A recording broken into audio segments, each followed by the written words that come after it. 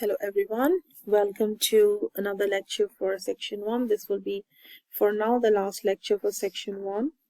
We will be talking about the different type of cells and the cell organelles, their function, cell transport.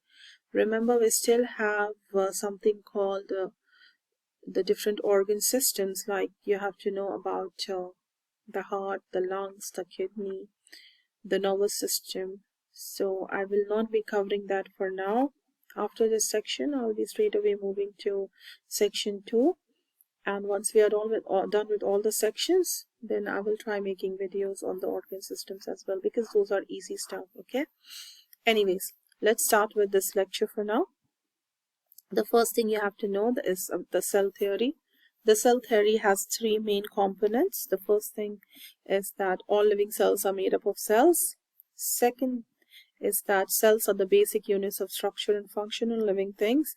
And the third one is all cells, they come from pre-existing cells. So the cells do not come by magic. They have to come from some other cells. So if you have an onion cell can only come from another parent or onion cell. It cannot just suddenly appear from anywhere. Okay, that's what the cell theory talks about.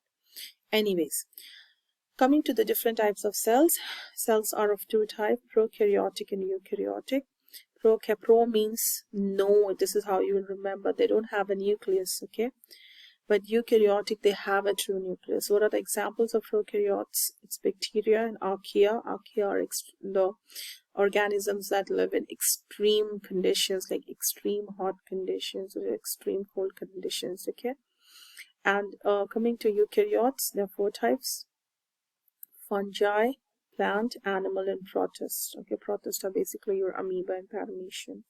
Those are all microscopic organisms. Okay, now the next thing you have to know is what is the basic difference between a prokaryotic cell and a eukaryotic cell. The first thing you have to know is that a prokaryotic cell has both a cell wall and a cell membrane. In eukaryote, you have plants and animals, which are the most important types. Plant cell have a cell wall and a cell membrane, just like a prokaryotic cell.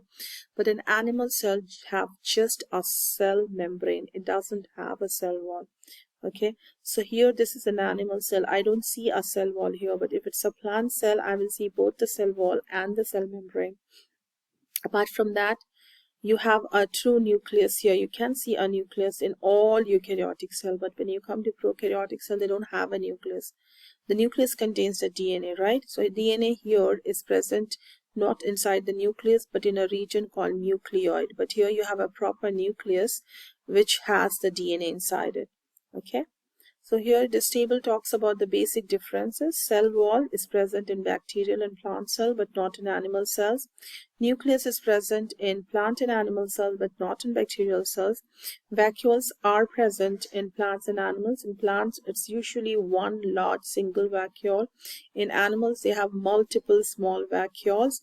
In bacterial cells, you don't see any vacuole, okay? Coming to chloroplast.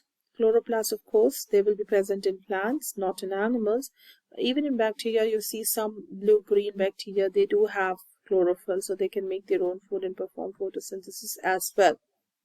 And coming to flagella and capsule, back to this page, this flagella and this capsule thing is present only in bacterial cells. Next, coming to the cell organelles, the important ones and their function. The nucleus is just like the brain of the cell. It controls everything, okay? Present in all eukaryotic cells. As I said, prokaryotic cells do not have a nucleus. Plasma membrane is present in all types of cells. What does the plasma membrane do? It's like a boundary which controls what comes in and what goes out of the cell, okay? Then coming to the next organelle, which is ribosome. Ribosome is the place where the cell makes their proteins, present in all kinds of cells. Please remember that. Vacuole is for storage, okay? So it's present, as I said, in plants. You have one single big one. In animal cells, you might have multiple small vacuoles, okay? Cell wall, again, for protection and support. It's present in plant cells, fungi cells, and some prokaryotes, okay? And here for chloroplast, it's present in plants and some bacterial cells we saw, and even some protist cells. It's the place where photosynthesis takes place. Endoplasmic reticulum and Golgi. This is when most of the students, they get confused with. Okay, let's come back to this picture. You see the nucleus. Just next to the nucleus, you will always find the endoplasmic reticulum. The one, they will touch the nucleus. Okay, endoplasmic reticulum is of two types, rough and smooth. Why rough? Because I have ribosomes on top of it. It makes the surface rough. They are concerned with protein synthesis. But the ones which do not have a ribosomes, they help in making lipids or fats for you. And they also help in detoxification, which is removing the toxins from the body. And you have this Golgi apparatus somewhere a little far from the nucleus. Anything which is just next to the nucleus will always be your endoplasmic reticulum. Something which is a little away from the nucleus will be your Golgi apparatus. So what is the function? As I said, this one, the rough one, is for making proteins. The smooth one is for making lipids and for detoxification. So the proteins which are made, they are modified, sorted, and all kinds of changes takes place in the Golgi apparatus. So Golgi is like a post office. When you send letters to somebody, they will do all the processing of that letter, and then they will send it to the destination. This is what the Golgi apparatus does for you. Okay, so the Golgi apparatus is basically packaging and modifying proteins and then sending them out of the cell. So endoplasmic reticulum and Golgi apparatus, they are present only in eukaryotic cells. Lysosomes, they are basically the suicidal bags of the cell. They contain digestive enzymes which helps you to get rid of all the excess stuff in your body, or all the worn out stuff, or everything which is not needed in your body will be destroyed by the lysosomes. Lysosomes are mostly present in animal cells. Very rarely you'll find in plant cells. Okay, coming to mitochondria, we know mitochondria is called the powerhouse of the cell. It makes energy for the cell, and this is present only in eukaryotic cells. Okay, next, coming to the type of cell transport. Cell transport is of two types, passive transport and active transport. Passive transport means a transport which does not require energy or ATP, whereas active transport requires energy in the form of ATP. Under passive transport, the important ones are diffusion and osmosis. What is the basic difference? Passive is always moving from a region of low concentration to a region of high concentration without energy, because when you're moving from high to low, you don't need energy. Okay, so what is the difference then? Both diffusion and osmosis, they are passive transport. You go from a region of high concentration to a region of low concentration. And what is the difference here? In diffusion, if you have sugar and water together, both the sugar and the water will move towards one another till the concentration is uniform. So both the solute and the solvent moves. When in osmosis, the first difference is, in diffusion you don't have a semi-permeable membrane, but in osmosis you do have one. Okay, the second difference is only water moves in osmosis. The sugar will never move. The solvent, the solute will never move in osmosis. Okay, make sure you know this difference. Next is the types of solutions. Well, there are three types of solutions: iso, hyper, and hypotonic. Iso means same, so here both the solvent and the solute concentration is the same. Hypertonic, the when you see hyper means more. What is more? Solute is more. So sugar and water, the sugar is more than water. Okay, coming to hypotonic, hypo is less. What is less? Solute is less. That means sugar is less. So I have more water and less solute. Okay, the next thing sometimes they ask you is, what happens when you put an animal cell or a plant cell in these three types of solutions? In isotonic solution, if you put any type of cell, nothing will happen because it has the same concentration of solute and solvent. If you put an animal cell in a hypotonic solution, it will burst. First, it will swell up. Why? This hypo means water is more outside. So the water will start entering the cells, and because they don't have a cell wall, there's no protection. So it will go on, water will keep on going inside the cell till a point when the cell cannot take it anymore and it will burst. Okay. But since the plant cell, same thing will happen to a plant cell, but they will also try to swell up. but since they have a cell wall, they will not burst. Okay, coming to hypertonic means water is less outside.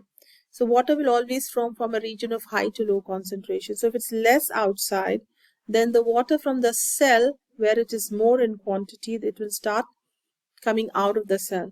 So what will happen?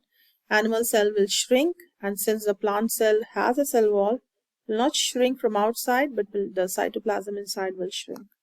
Okay. Next, you have to know the concept of water potential. So it's the same. Water potential means it's basically applicable to osmosis. So water will always move from a region of high concentration to low concentration. Water potential is the same as concentration. So water will always move from a region of high water potential to a region of low water potential. Let's solve some of the MSAT questions. Look at this question. This says that the data below shows an experiment done on potato sticks, and these are the concentration of sugar. This is the length of the potato stick, original length, and this is finally after it's being kept in the sugar solution for say about 24 hours, and this is the percentage change. Okay. Now what are they asking you? They're asking you only for describing the change for this 0.6 molar per dm cube concentration, which is this one. So this was the original length, and this is the new final length. What do you see? You see a decrease. Okay, so the length of the potato is decreasing. Why will the length of the potato decrease?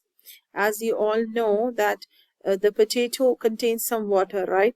So because if I see any shrinkage, I know it's being kept in which type of solution? A hypertonic type of solution, right?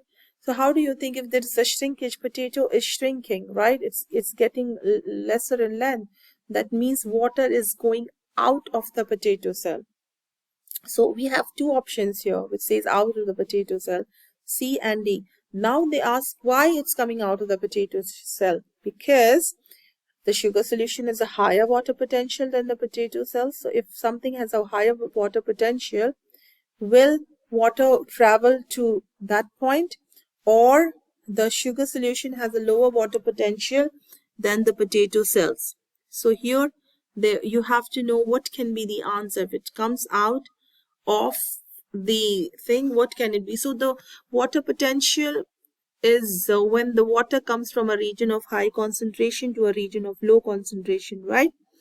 So in this case, the answer would be option D, because the sugar solution has to have a lower water potential. Things always go from high water potential to low water potential, right? So of course it's coming from the potato to the sugar solution, so it will come from a high water potential to a lower water potential. Okay, so the answer for this is option number D. Now coming to the next question, this shows you a diagram, say, and it's actually a setup. You have a semi-permeable membrane. The moment you have a semi-permeable membrane, you should know it's osmosis, and they say sugar cannot pass. We know in osmosis only water can pass. So only water can pass. What do you think will happen? The level of the solution will drop because water moves inside. How can it be possible? If something is moving inside, the level of solution cannot drop, rather it will increase, right? No changes to the level of sugar solution, not possible. If water is going inside, it has to go up. And no changes to the level, again, not our answer or not our option. Okay, the level of solution will rise, yes, because the water will move inside. Why? Because it's osmosis. Water will move from a region of higher concentration to a region of lower concentration. So the answer would be option number D again. And coming to the last question, very simple one. Which of the following cell structures is responsible for making proteins? So here we know lysosomes are basically the parts of the cell which destroys all the worn out and all the excess materials in the cells. Mitochondria is for energy. Peroxisomes are something which is a different organelle which does something else which is not there for you. It has more to do with oxidation stuff. And then you have ribosomes. So ribosomes, we know, are responsible for making proteins. So your option here is option number D, which is ribosome. With this, which completes section 1. There are still some topics which you can read